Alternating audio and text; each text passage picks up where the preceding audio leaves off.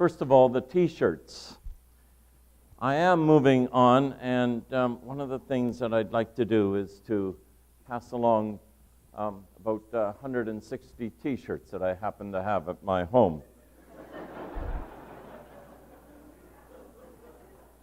In 2011, the Anglican Church, the diocese that funded the chaplaincy, decided to cut the chaplaincy.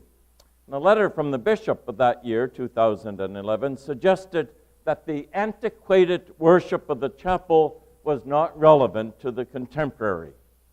So the students organized here on this campus an antiquated day, a day from start to finish having to do with all things ancient, finishing up at 12 midnight with a form of worship from the 6th century.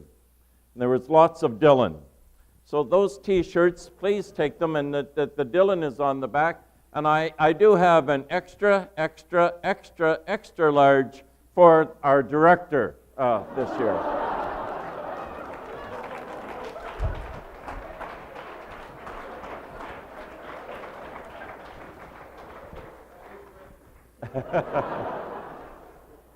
But also for Chris Cahoon's Avon, and for Evan's Silas, and for Michelle's Stella. So.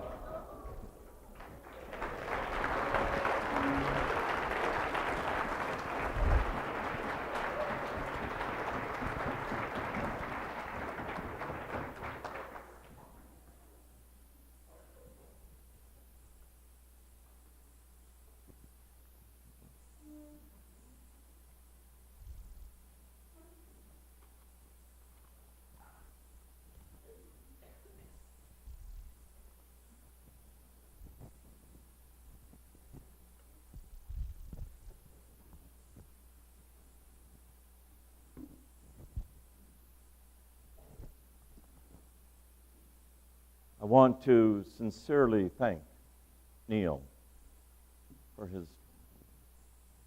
too generous remarks.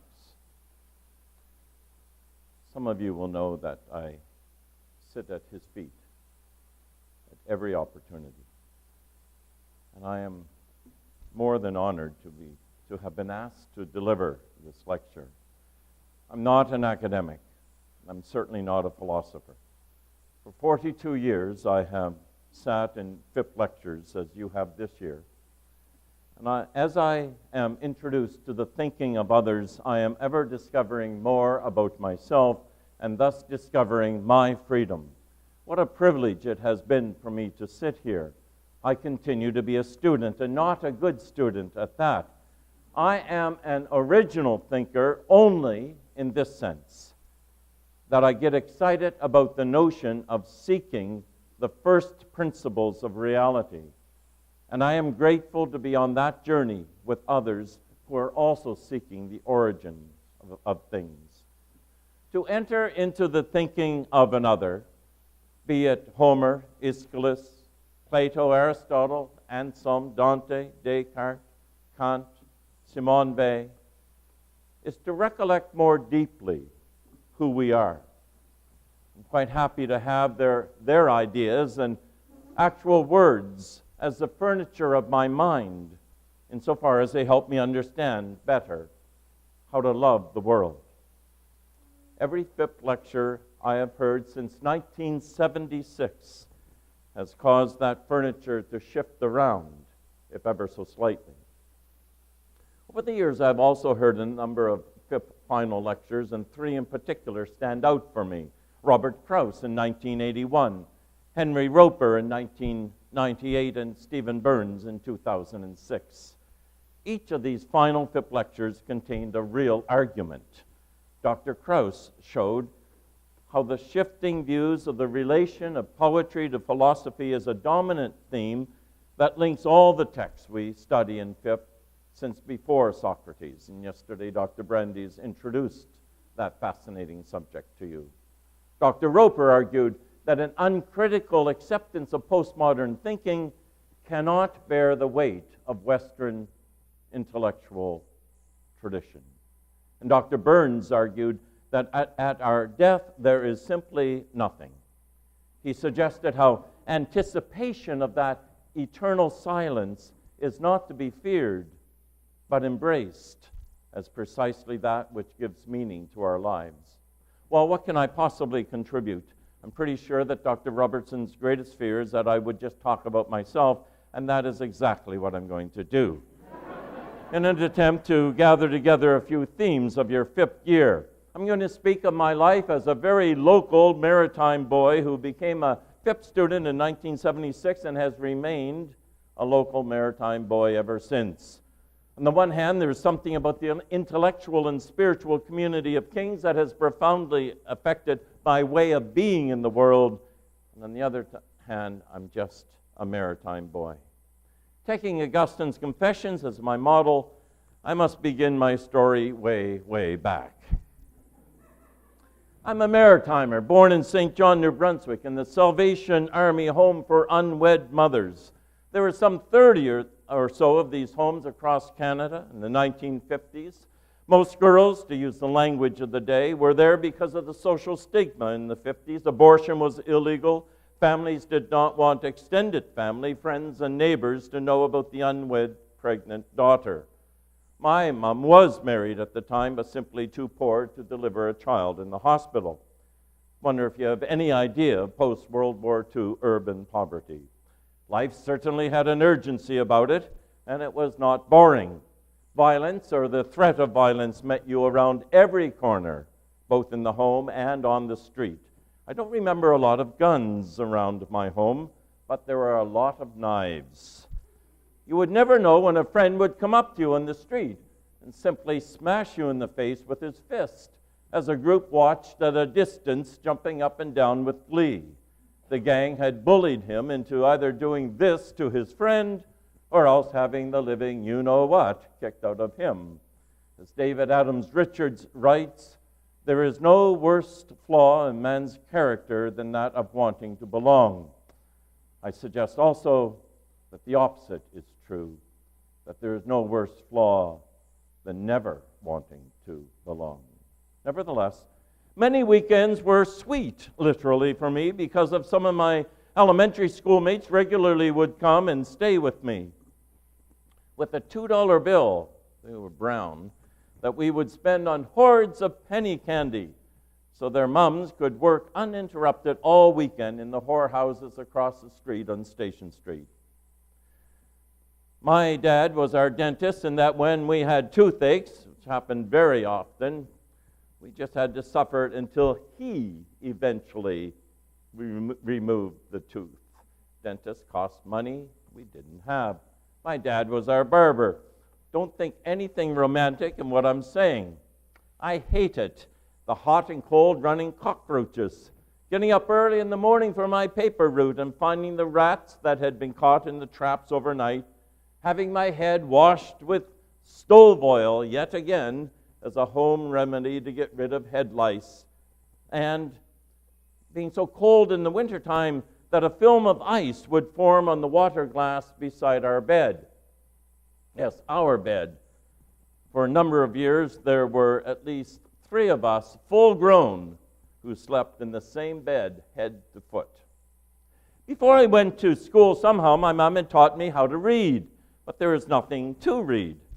That was a reality that followed me all the way to high school. Whenever I was tested, I would be told that I had an enormous IQ, yet because of my dismal social environment, I was well into my school years before I learned my colors, before I learned how to distinguish one color from another, the months of the year, etc. I suppose I was the only one in my elementary school that would eventually make their way to college. Through to the end of high school, I knew what a fiddle and the spoons were, but had no idea what a violin, a cello, a flute might be.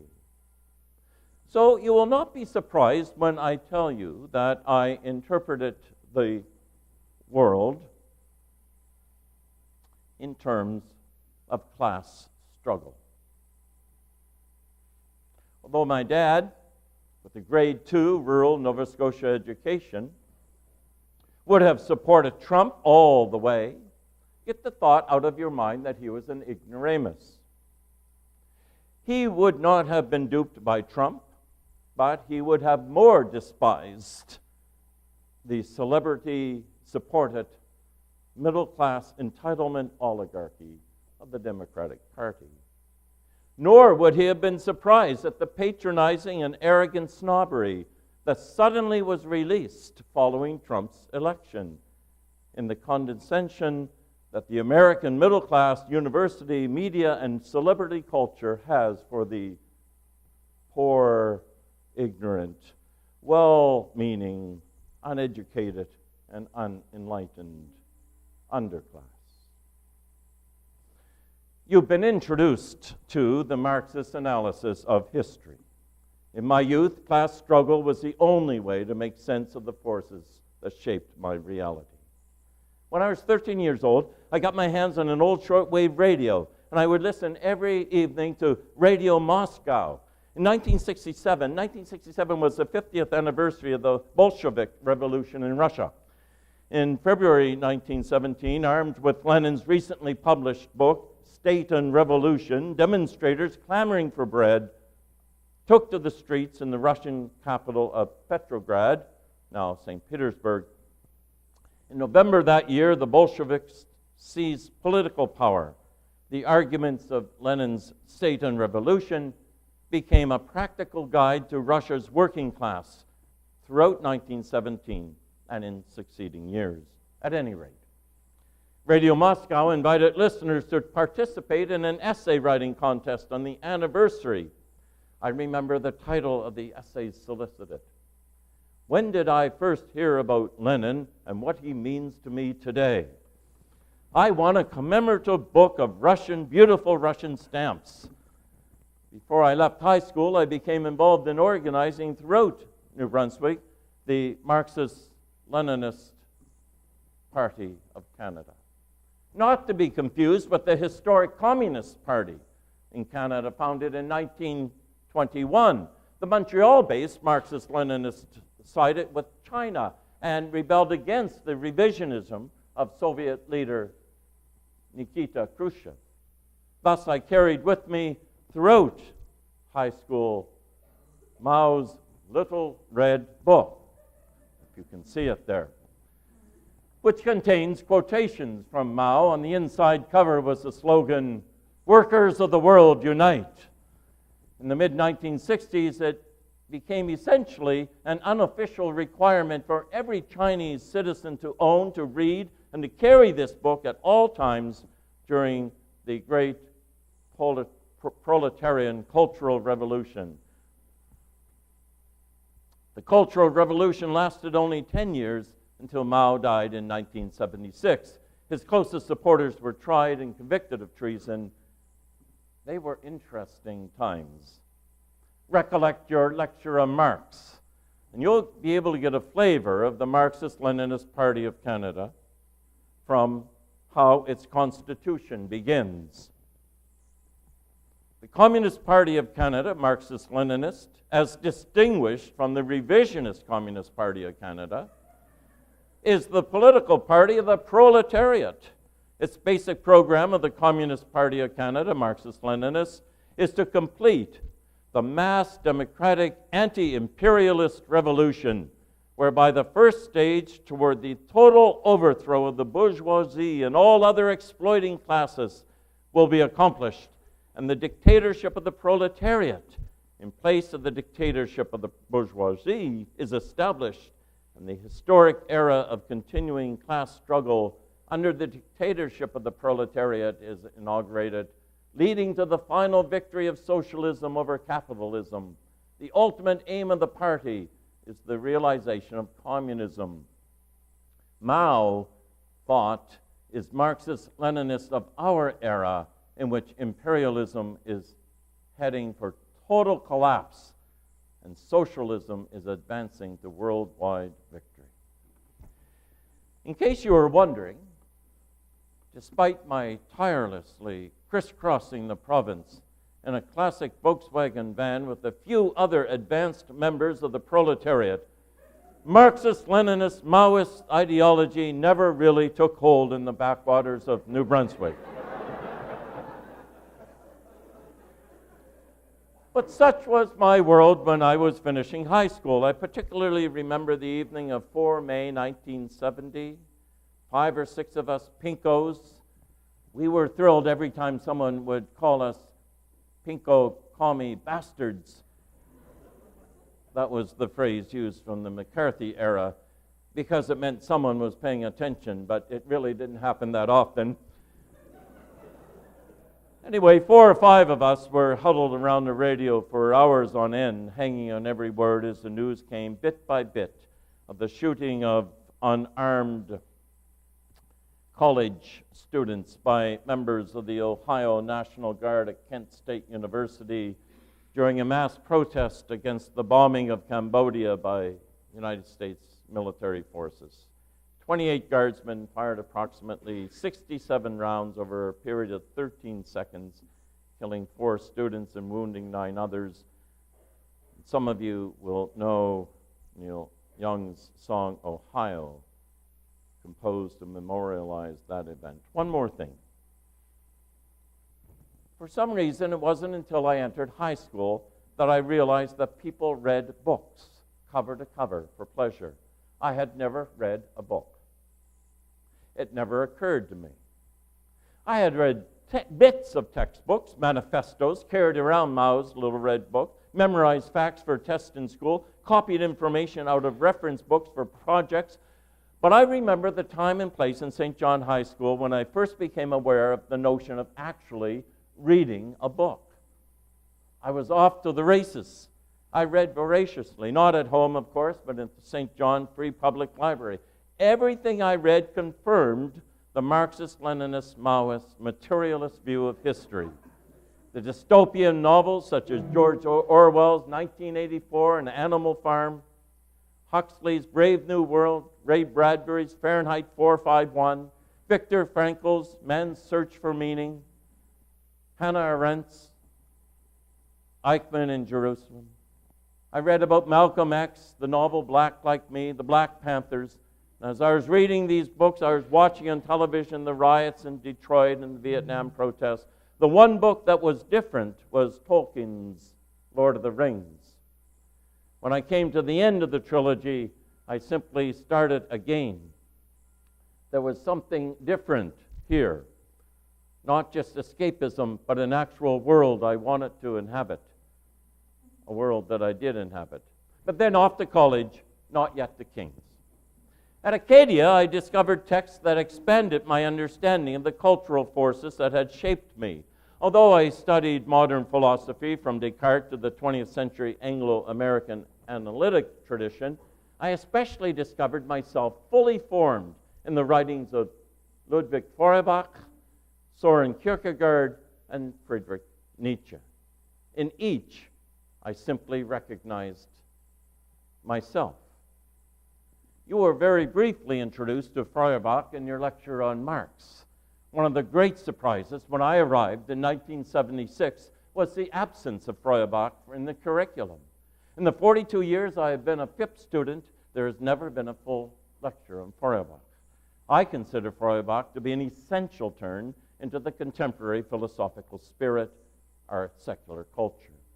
Now, I understand that your tutors will tell you that Feuerbach is a second-rate thinker and really not so influential for Marx and Engels and Nietzsche and Husserl, Heidegger, Buber, and certainly Karl Lovett. Well, let me just say that I disagree. A student of Hegel, Feuerbach provided the first substantial response to Hegel's claim to represent the culmination of the Western teleological philosophical tradition. He inverted and secularized the ideas of Hegel, reducing the notion of absolute spirit to human terms. Feuerbach turned idealism on its head. All theology and metaphysics became anthropology. The gods are projections of the human spirit.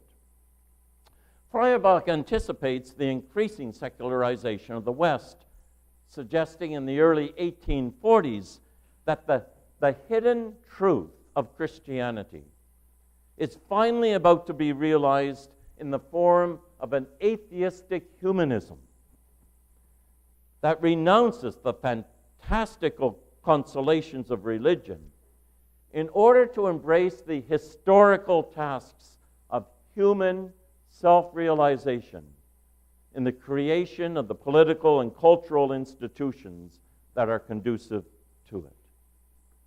An atheistic humanism was coming.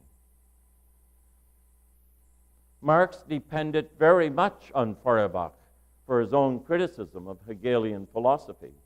Marx insisted that of all of Hegel's students, quote, Feuerbach is the only one who has a serious, critical attitude to the Hegelian dialectic and who has made genuine discoveries in this field. He is, in fact, the one conqueror of the old philosophy. For Marx, Feuerbach rightly saw religion as a projection of the human spirit, but Marx believed that Feuerbach was unable to explain that projection in terms of the needs of humanity, alienated from itself by its social and economic structures. That is, Feuerbach did a great service in bringing the gods home to where they actually resided, in the human spirit. Marx went the next step and translated the abstract human spirit to boots on the ground. Several weeks ago, you learned how Marx concluded his work, Theses on Feuerbach. The philosophers have only interpreted the world in various ways. The point, however, is to change it. But I must move along. At Acadia, I became interested in the church, and in my arrogance thought that what the church needed was to embrace enthusiastically Feuerbach's atheistic humanism as a positive affirmation of the gospel, to preach Kierkegaard's notion of faith as paradoxical and absurd, and to accept Nietzsche's critique of Christianity as a necessary correction of institutional and cultural Christianity. Alas, the bishops did not share my insights, found my interpretation of Christianity through Feuerbach, Kierkegaard, and Nietzsche only perplexing, to put it mildly. At any rate, this is how I showed up at King's in 1976 and began my 42 years as a FYP student, or actually, this is how I showed up at King's in 1976. It really could be one of you, right? In fact, when I arrived, I did not know about FYP. In October of 1976, I was doing grad studies at the philosophy department at Dal and looking for a room in residence. I was interviewed by Sandy Myers at dawn of Cochrane Bay, and 10 months later, we were married. Cochrane Bay was our honeymoon suite. And here we are.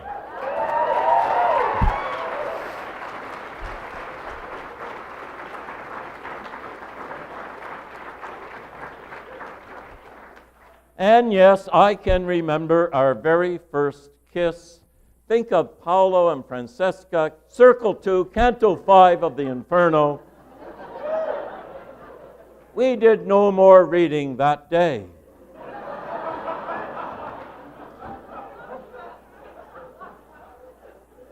What I discovered in the FYP lectures was a newfound freedom in a philosophy of history that revealed my own thinking to itself.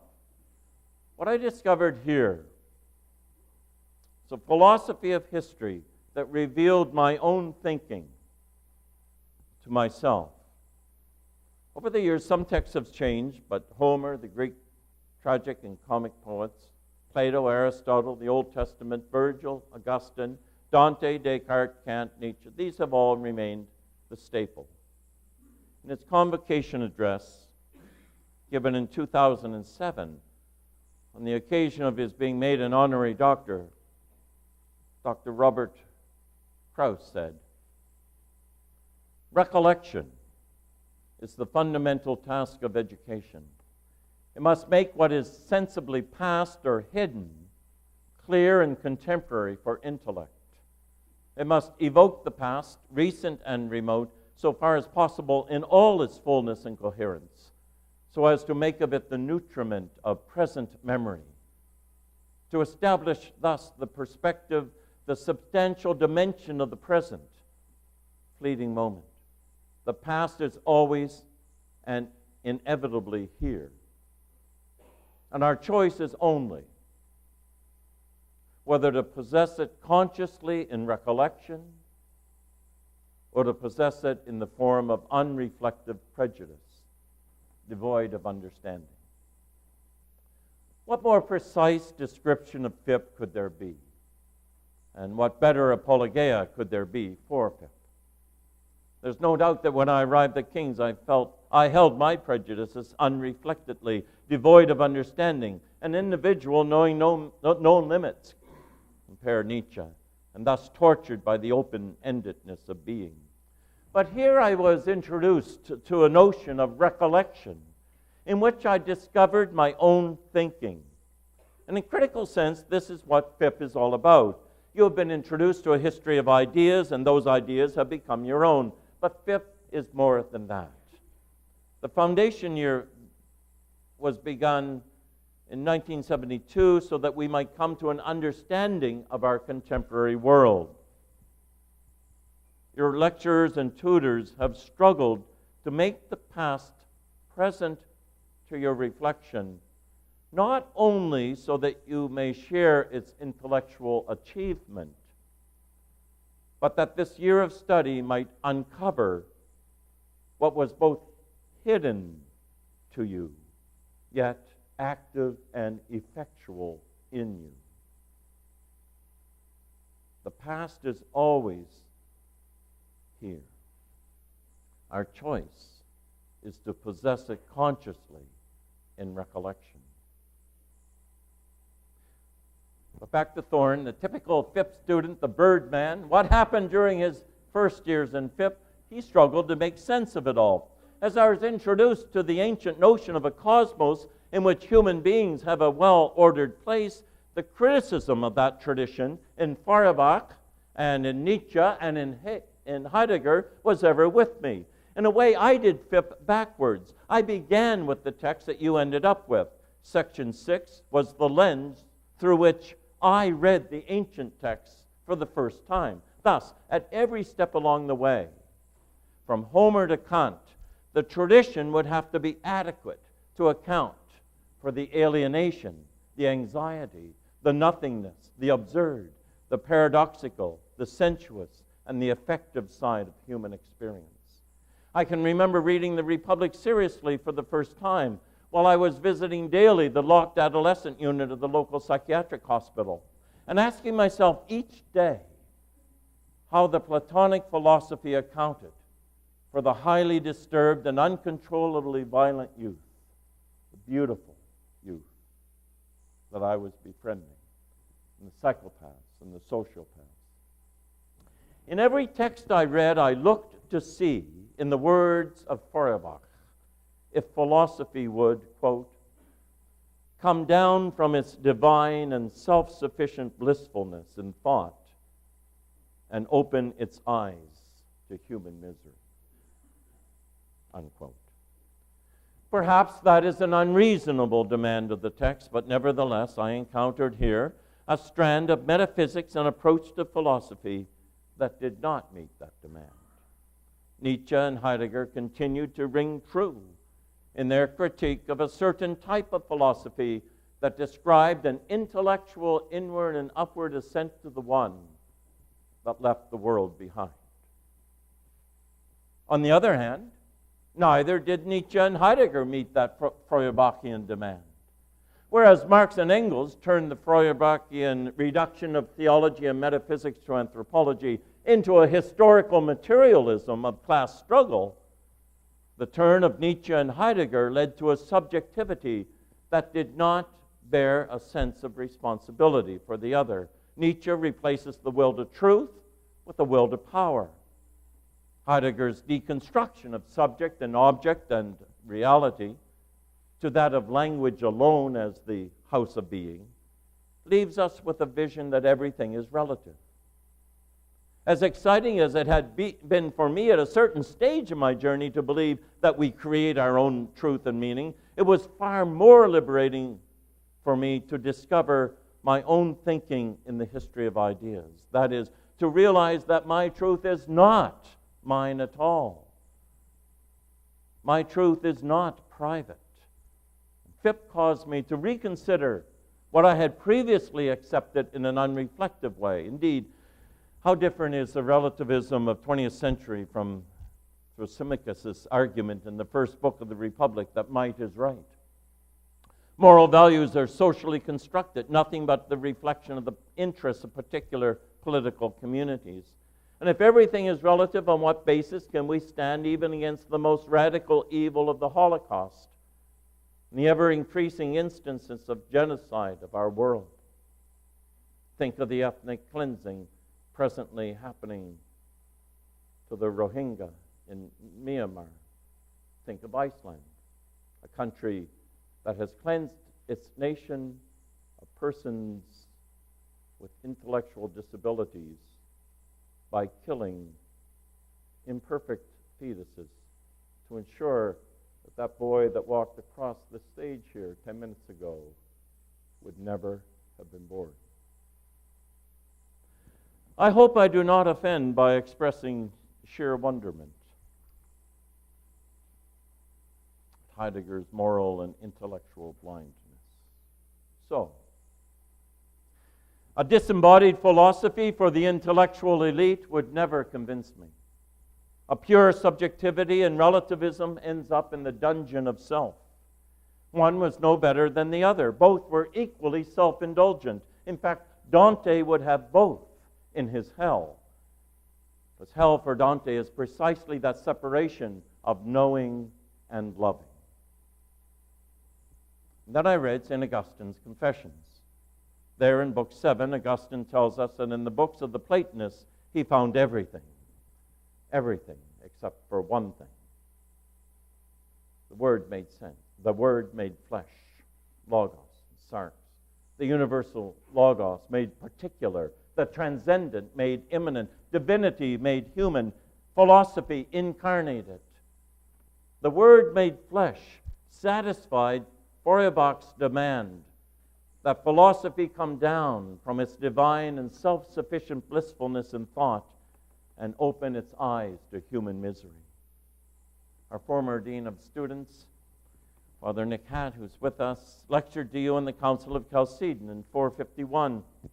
That mid-5th century council used the concepts of mature Neoplatonic philosophy to describe how the divine and the human, the universal and the particular, are related. Neither is to be confused with the other. Neither is to be changed into the other. Yet, they are inseparable and indivisible from each other. Divinity and humanity come together in a single person. Here is the basis for what will become our contemporary secular world in which we live, in which the fullness of divinity dwells apart from any God language. The secular, inseparable from the sacred, but complete in itself. The secular and the sacred are unconfused. The birth of the secular is in this mid-5th century text. The incarnation, the Word made flesh, makes possible what Feuerbach calls the hidden truth of Christianity, hidden in the human, hidden in the secular. That is to be realized in the form of an atheistic humanism.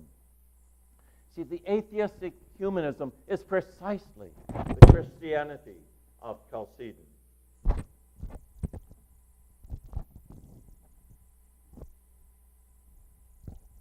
An atheistic humanism that embraces the historical tasks of human self-realization and the creation of the political and cultural institutions that are conducive to it. Well, long story short, when I left King's after 5 years, I took with me 3 great influences that remain to this day, my guides. And here I must present to you a puzzle. In the late 1970s, these 3 influences were not discovered here in Alumni Hall, but rather they were discovered in the common life of the intellectual and spiritual community of Kings, Simone Weil, Charles Williams, and Hannah Arendt. I'll say a few words about Charles Williams in a moment, but you know well the thought of Simone Weil and Hannah Arendt, for you have received outstanding lectures on both these thinkers by Drs. Diamond and Brandeis. As far as I know, this is the first year in the history of the foundation year program that Simone Weil has been presented in the full lecture, and Hannah Arendt has been introduced to FYP, I think, only in the past 10 years. The puzzle is simply this. 40 years ago, the foundation year program led me to take these thinkers as embodiments of the Word made flesh, of the incarnation, of a way of living authentically in the 20th century. But now these thinkers have become part of the canon of texts, not ancillary, but integral to the program itself. FYPers. How do you make sense of that? Well, whatever you might make of that, it turns out to be very convenient for me, since Drs. Diamond and Brandeis have done my heavy lifting for me in this final part of my lecture. Hannah Arendt's challenge to open ourselves to the world and to one another with sympathy, imagination, judgment, and care has continued to rest deeply with me since reading her Eichmann in Jerusalem when I was in high school. I described to you that the philosophy that I had at hand in those days was that of Karl Marx, who concluded his series of theses on Feuerbach with the words, "The philosophers have only interpreted the world in various ways. The point, however, is to change it." During my years in FYP, that commitment shifted. Embracing the thought of Simone Weil and Hannah Arendt, I would adjust those words of Marx to read, "The philosophers have only interpreted the world in various ways. The point, however, is to love it." Recall the words of Hannah Arendt. The problem with the educated Philistine is not his or her reading the classics, but reading them with an eye to self-perfection, insulating oneself from the fragility, from the vulnerability, and the suffering of others. We must take responsibility for this fragile world and all peoples, to which and to whom we must open ourselves with sympathy, imagination, judgment, and care. I need pause only very briefly to remind you of Simone Weil. I was thrilled as you were presented with the texts that have been my anchor since the late 70s. She never rejected her early commitment to the materialism of Marxism. That was the basis of her relentless, uncompromising solidarity with the poor and class struggle. Dr. Diamond highlighted Weil's great corrective to much of earlier 20th century philosophy in her exhortation to give attention to the world and to the other. Quote, "The soul empties itself of all its own content in order to receive the human being as it is looking at, just as she is, in all her truth. Only one who is capable of attention can do this. Those who are unhappy have no need for anything in this world but people capable of giving them their attention. The capacity to give attention to a sufferer is a very rare and difficult thing. It is almost a miracle. It is a miracle." Unquote. Just a word about Charles Williams in the late 1970s. One could not be here without reading Charles Williams, one of the Oxford Inklings, along with C.S. Lewis and J.R.R. Tolkien, one of the finest interpreters of Dante in the 20th century, who popularized the notion of the via affirmativa, the goodness of all creation, And in his notion of co-inherence and the doctrine of substitutionary love, Williams provided a vision of life in which we bear one another's burdens and carry one another. Not a religious doctrine, but simply the very truth of our humanity. A group of us believed Williams' teaching that through a practiced habit of giving attention to the other, type of attention that Bay talks about, we can quite literally take over the cares and anxieties of another. Williams says we can learn to bear each other's burdens just in the very same way that we learn that we can carry an actual physical parcel for another. Now, you may think that this is just another idea, but the point is, for some of us, it became the way to daily rediscover our humanity, to learn to live in one another and for one another. As Anthony of the Desert described in the 4th century, to live as though our life and our death is in our neighbor. In the chapel on this campus, this is the life we have attempted. And having mentioned the chapel, let me say a few words about exactly what Dr. Robertson said that I would talk about. How I see the relation between Alumni Hall and the chapel. And for heaven's sakes, by the chapel, I do not mean the specific Christian theurgy of ancient Christian ritual, but rather the concerts, the open mics, the retreats, the hikes, the talks, the discussions. Note, I have never made an announcement in this hall about a specifically Christian worship. That is not what the chapel is about. So just a few words about the relation between Alumni Hall and the chapel. And I shall do so by taking up the theme introduced to you yesterday, that of the ancient quarrel between philosophy and poetry, the subject of Dr. Krause's brilliant final FYP lecture of 1981. That quarrel between philosophy and poetry is another way of speaking of the relation of the universal, philosophy, and the particular, poetry, or the relation of knowing and loving in the human personality. In Book 10 of Plato's Republic, poetry is banished because it has the power to corrupt even the best sort of person. There's a lot of bad poetry about. But ultimately, as you know, Socrates will allow a certain type of poetry back into the Republic, namely the poetry that inspires right belief and thus can provide the beginning of the soul's ascent from belief to understanding of the forms to the good itself. Indeed, the philosopher himself must become a poet or at least an interpreter of poems, or else his reason will lead nowhere. The Symposium, Diotima shows that love is a means of the soul's ascent. When the lover, or poet, experiences a vision of the beautiful, of the good, that is in accord with reason.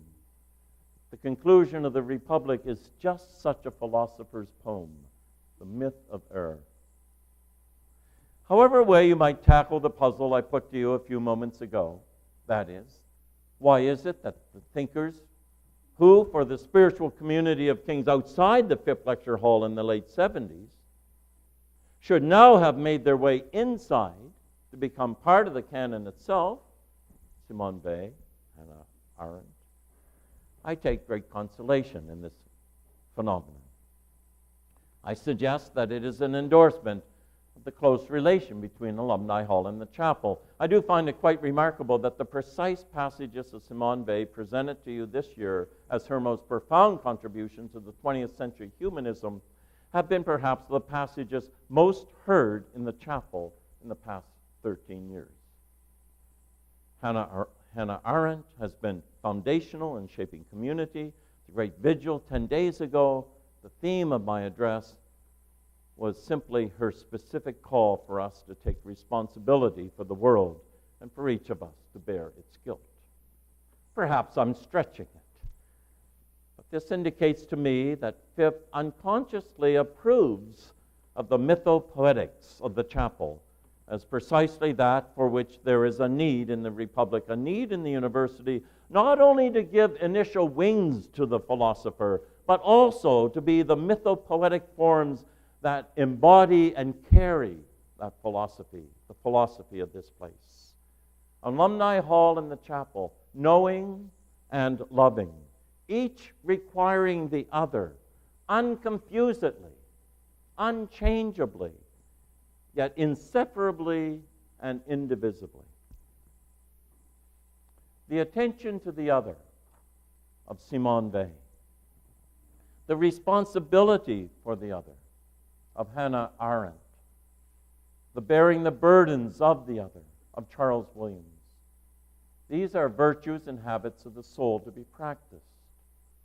Simply reading about attention, and responsibility, and bearing burdens is not enough. Simply reading about these things is not enough. You know that.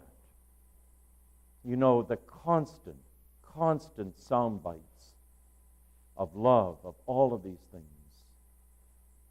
as this world sinks deeper and deeper into suffering. Reading about these things is not enough. Every act of atrocity I put to you, every act of ethnic cleansing, every act of violence is somehow in somebody's mind, in the mind of the perpetrators, an act of love. Simply reading about attention, responsibility, and bearing one another's burdens is not enough. We must learn how to love. These are virtues to be practiced, cultivated, carefully honed, and lived every day. Habits to be cultivated in small communities where there's real accountability to others.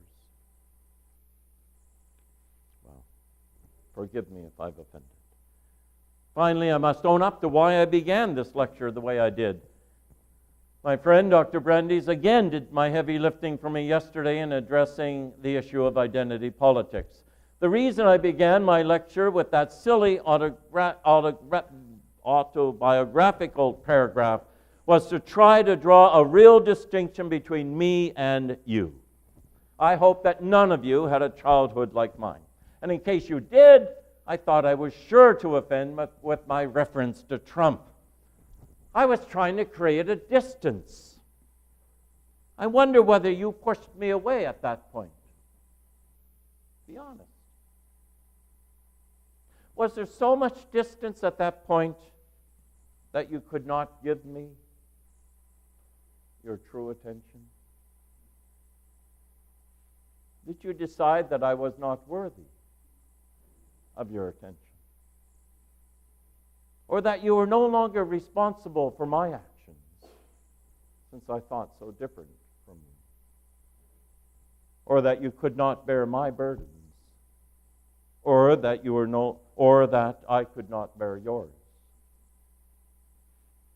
Or was it a distance at first blush that through your sympathetic imagination ended up to be no distance at all? Empathy, friendship. Every human soul is available for attention, to be embraced, to bear their burden. These are virtues and habits of the soul to be cultivated and practiced in communities. True, that's how we develop these habits in small communities. But the object of these virtues is not limited to those of your race, of your class, of your ethnic background. There are certain iterations of identity politics that are ideological evils.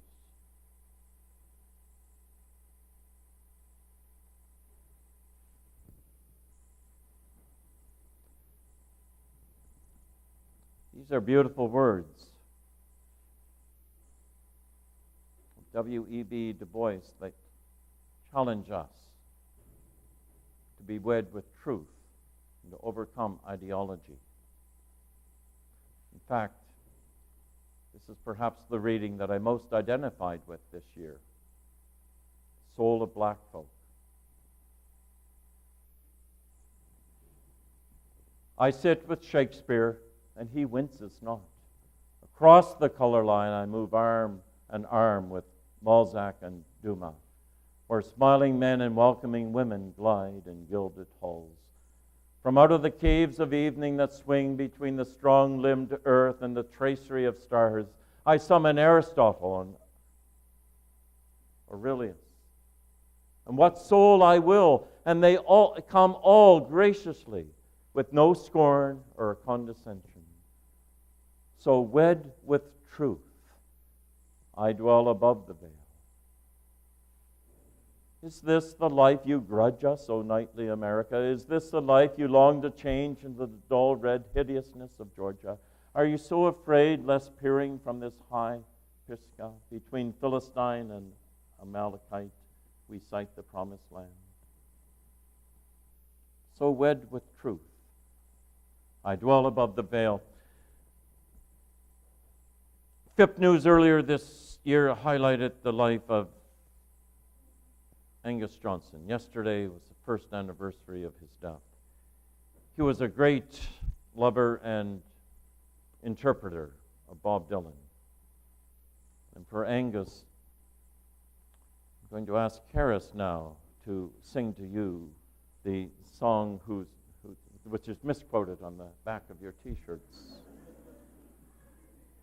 Without any other commentary, you either will or will not see that this is all about Simone Weil and Hannah Arendt and Charles Williams. I just have a concluding remark after the song.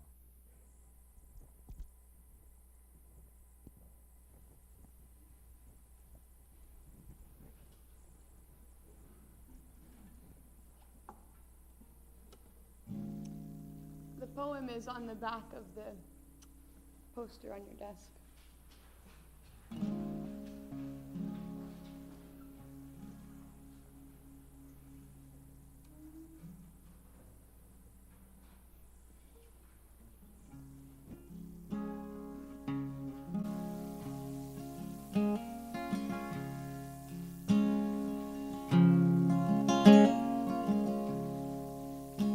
Far between finished sundown and midnight's broken toll, we ducked inside the doorway as thunder went crashing,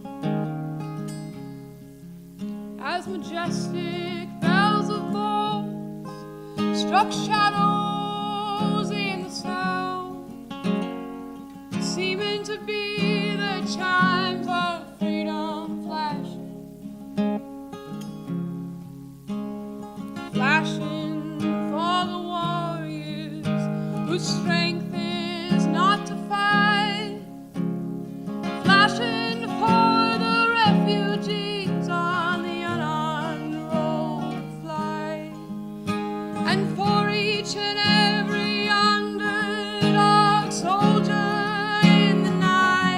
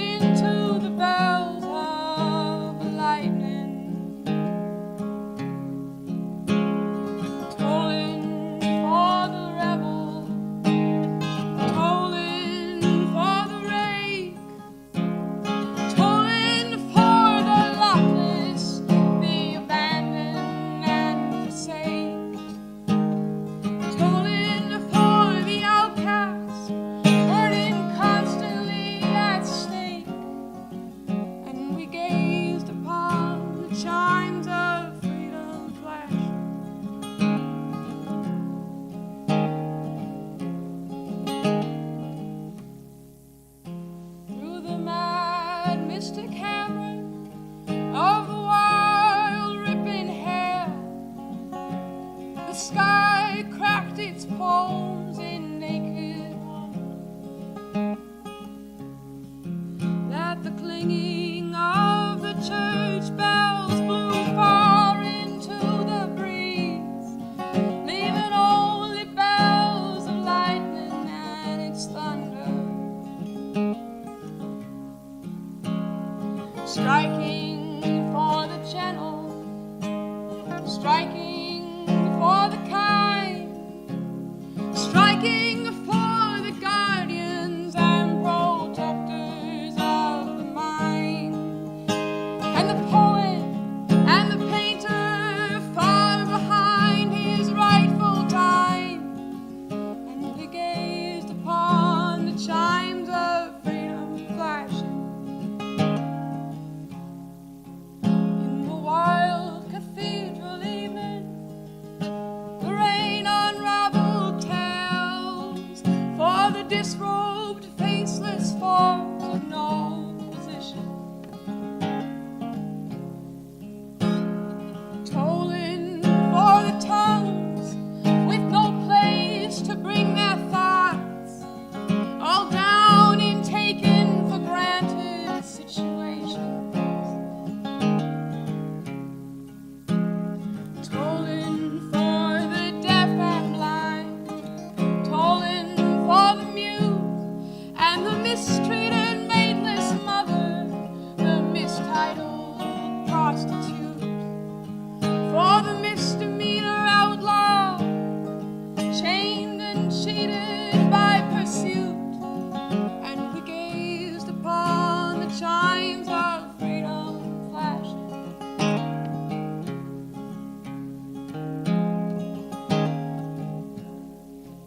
Even though a cloud's white curtain in a far-off corner flashed, and the hypnotic splattered mist was slowly lifting, electric lights still struck like arrows, fired but for the ones condemned to drift, or else to keep from drifting,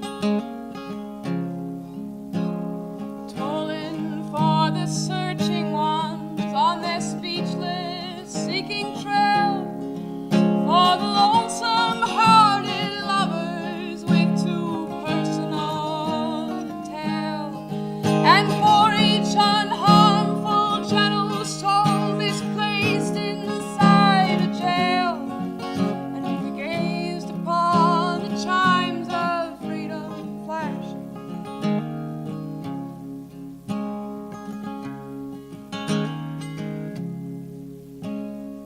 Starry-eyed and laughing, I recall when we were caught, trapped by no track of ours, for they hang suspended.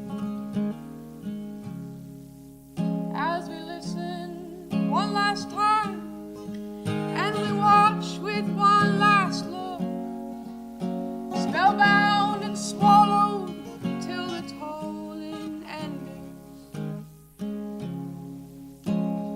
tolling for the aching ones whose wounds cannot be nursed, for the countless confused, accused, misused, strung out ones and worse, and for every hung up person in this whole wide universe, and we gazed upon the chimes of freedom flashing.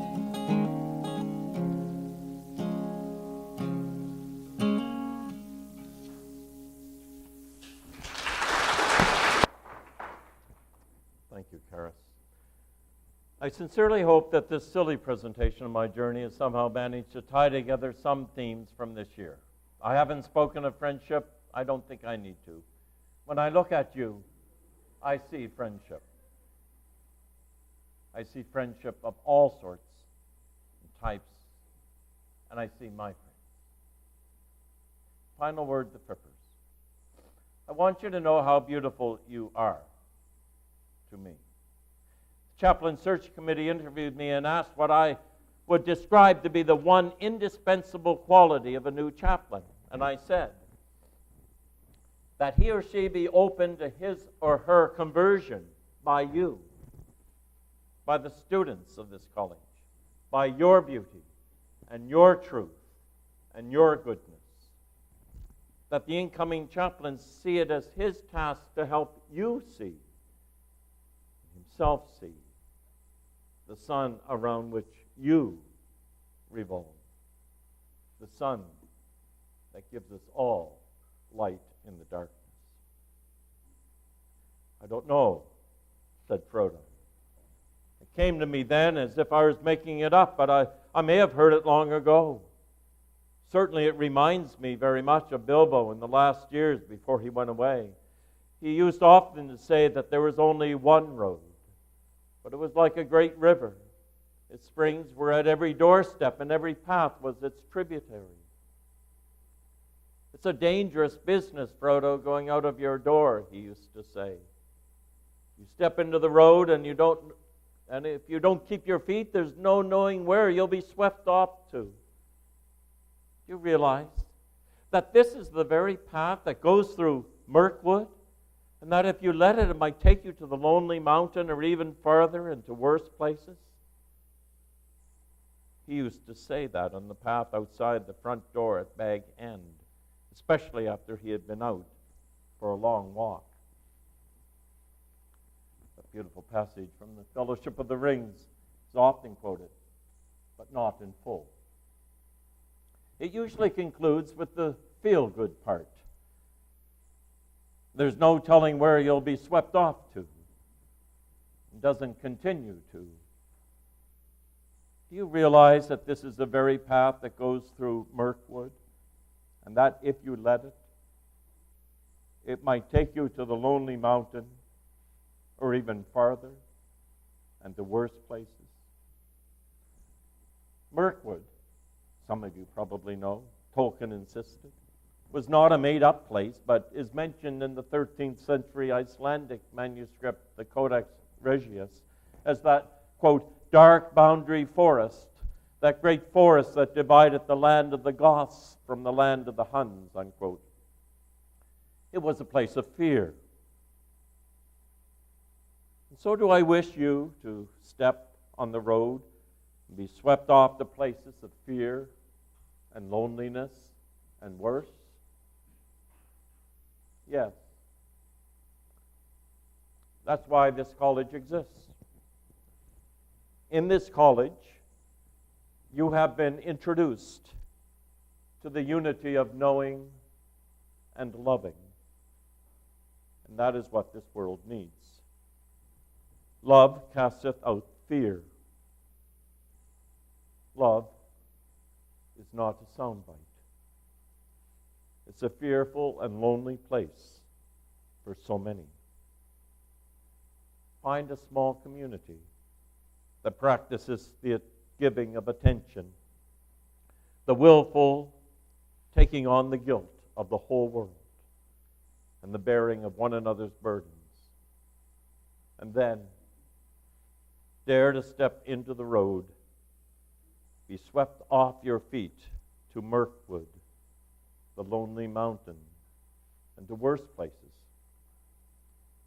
This college has prepared you for this, for the sake of the world. Be true to your calling. Thank you.